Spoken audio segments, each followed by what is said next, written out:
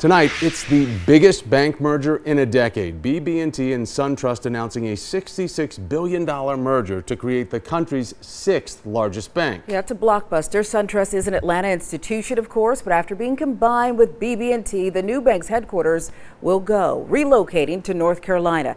CBS 46's Ashley Thompson is live in Atlanta. She has more on the company's rich history, Ashley, and how it's going to affect local people. That's right, Sharon, and there may be layoffs. Check this out. Hundreds of SunTrust banks are within a 2-mile radius of BB&T banks. That's the case here on Roswell Road. The two CEOs of the banks were on a national television show today and said client-facing associates who do a good job will keep their jobs. But of course, this is all still unfolding.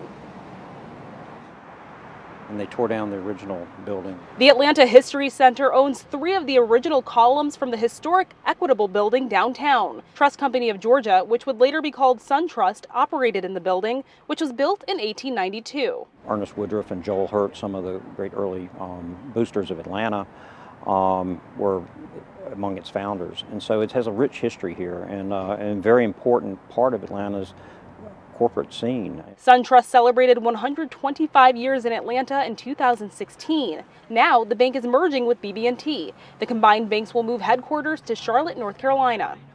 Granted, there'll be some, Kevin Crowley with Emory University says the merge isn't all that surprising to him.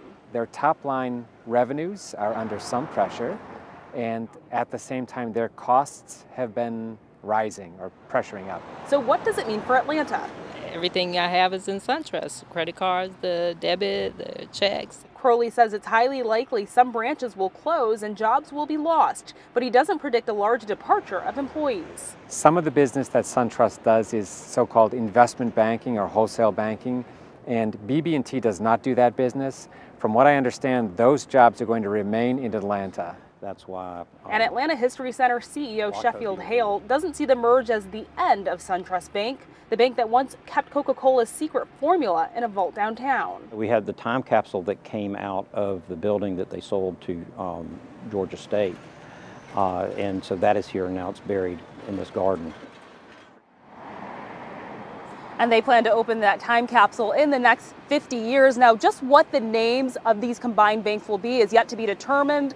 Of course, that will mean new branding for everything, especially SunTrust Park. For now, I'm live in Atlanta. Ashley Thompson, CBS 46 News. All right, Ashley, a story we need.